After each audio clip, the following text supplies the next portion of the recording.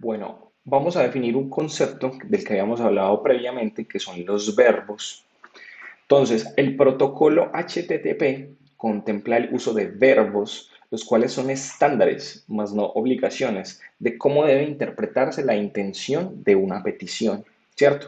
Habíamos hablado de que la W3 es una organización que habla acerca de los estándares de comunicación y muchas otras empresas encargadas en tecnología, cuando se desarrollan nuevas tecnologías, emiten estos estándares, ¿cierto? En el momento en el que crearon HTTP, empezaron a hablar, sobre todo cuando evolucionó, empezamos a hablar de verbos. Entonces, vamos a ver cómo son estos verbos. Cuando hacemos una solicitud para obtener, ojo que esta palabra es clave, la información de una página, usamos el verbo get. En inglés, get significa obtener, ¿cierto? Entonces, de nuevo, cuando estamos obteniendo información, utilizamos el verbo get. Cuando vamos a enviar, ojo esta palabra clave, enviar información, utilizamos el verbo post. Post en inglés significa enviar. Podemos obtener con post y enviar con get, pero rompe el estándar, ¿sí? Entonces, miren lo que dijimos al principio. El protocolo HTTP expone verbos, los cuales son estándares, pero no son obligaciones. En teoría, podemos utilizar los verbos de forma mezclada, pero digamos que rompe los estándares. Entonces, dijimos que get es para obtener y post es para enviar. ¿Cuáles verbos existen? Primero, el que ya hablamos, get, que obtiene información. Puedo usar los parámetros de la URL para obtener proporcionando datos. O sea, estamos hablando de que voy a obtener una información, pero para obtener esta información voy a enviar unos datos. ¿Cómo se envían estos datos? Ya lo vimos, como parámetros en la URL. Por ejemplo, cuando nos metemos a google.com y vamos a obtener información de un perro, estamos visitando la URL google.com slash search, símbolo de interrogación para indicar que van parámetros Q, o sea, la clave Q, igual a perro, o sea, el valor perro. Get se usa por defecto en todos los navegadores para navegar en páginas web.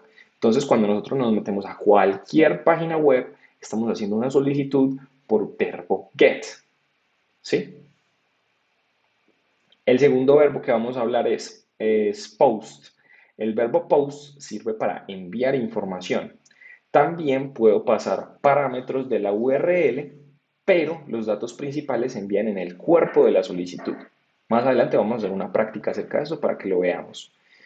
Otro verbo es el verbo put, que sirve para enviar datos de actualización. Por ejemplo, cuando yo quiero actualizar mi nombre en una página. Ya no me llamo David, sino que me llamo Juan. Entonces, esa solicitud se envía por put.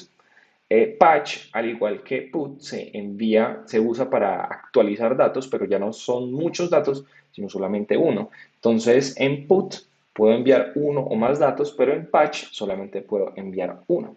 Recordemos que estos son estándares. Yo los decido seguirlos o si no seguirlos.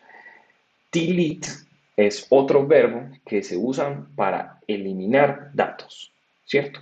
Hay muchos otros verbos, pero estos son los principales. Entonces estamos hablando de get para obtener, de post para enviar, de put para actualizar uno o varios, de patch para actualizar uno solo y de delete para eliminar, ¿cierto?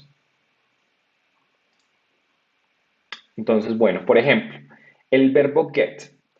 Cuando nosotros visitamos google.com slash search, símbolo de interrogación, o sea, parámetros, Q igual a perro, o sea, un par de clave de valor a un parámetro, ¿cómo se interpreta esta solicitud?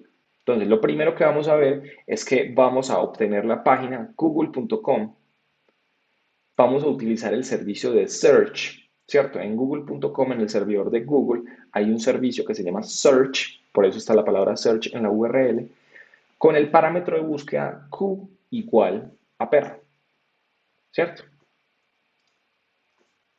Por ejemplo, ya hablando del verbo post, en un ejemplo pues mucho más real, cuando nos vamos a la página de Facebook, sobre todo a la página de donde nos logueamos en Facebook, que es facebook.com/login, Lo que hacemos es enviarle, bueno, nuestro cliente en realidad es el que envía un cuerpo con un par de parámetros.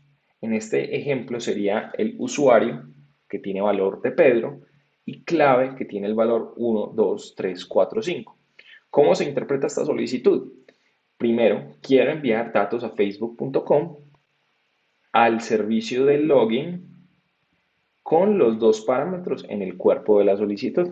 ¿Cuáles dos parámetros? Estos que vimos acá.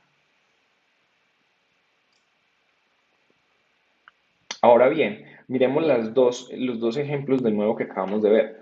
En el primer ejemplo donde hablamos de get, vamos a obtener la información de los perros. Entonces visitamos google.com/search y el parámetro perro. Así se escribe. Y en el segundo ejemplo vamos a enviar los datos de login. Entonces vamos a enviar los datos a facebook.com al servicio de login con el mensaje usuario igual a Pedro y clave igual a 1, 2, 3, 4, 5.